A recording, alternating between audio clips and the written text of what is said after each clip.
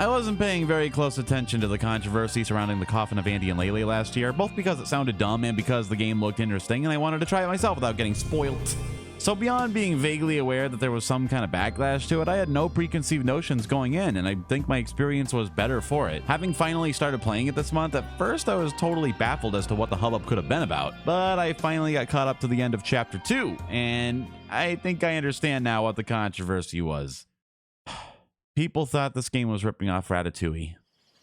Let me explain. Both stories are about a feckless man being manipulated by a feral creature with outsized culinary ambitions. There's the thematic similarity of an underclass struggling to get by in a world that's heavily implied to be post-apocalyptic in some way. Talking mutant rat infestation, everyone in France speaks English, I mean, something happened. One which finds their very existence so unpalatable that it refuses to coexist with them.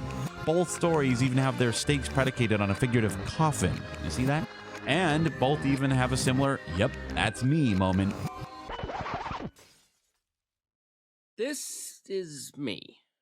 I think it's apparent I need to rethink my life a little bit. Personally, though, I think it's a little unfair to use the term ripoff just because it happens to bear some broad similarities. And for sure, calling it plagiarism in any way is unfounded. Reiterating on ideas is how all art has advanced since caveman days. Now listen, for the longest time, there were only 3 stories, Odysseus, Christ, and Faust, and only since 2007 has there been a 4th edition made to the literary Chitenot. Remy from Ratatouille. While it's easy to see how Coffin of Andy and Leyley took a lot of inspiration from this movie, I think it's important to appreciate the differences between drawing inspiration and ripping off. Also, I just realized the game's title abbreviates to Cole. That's really clever, but you know. Stealing like an artist is the term for using other people's ideas as a starting point from which to develop your own ideas. The essence is in the iteration. In a world where you can potentially make a living reacting to content, it seems hard to justify demanding there be no semblance, no matter how incidental, to influential prior works. As long as you're upfront about your inspirations, it should be good, right?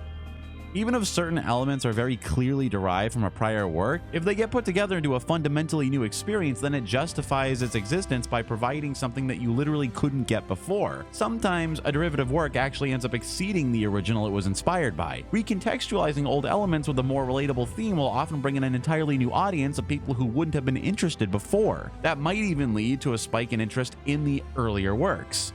So let's not see it as a zero-sum competition and gatekeep this enterprising new small-scale production just because it seems to share in the same stylized post-apocalyptic themes as a much bigger movie. As for the game itself, The Coffin of Andy and Leyley is an interesting game with a thoughtfully written horror mystery, and I do recommend you play it for yourself if you can hang with the darker and more violent themes.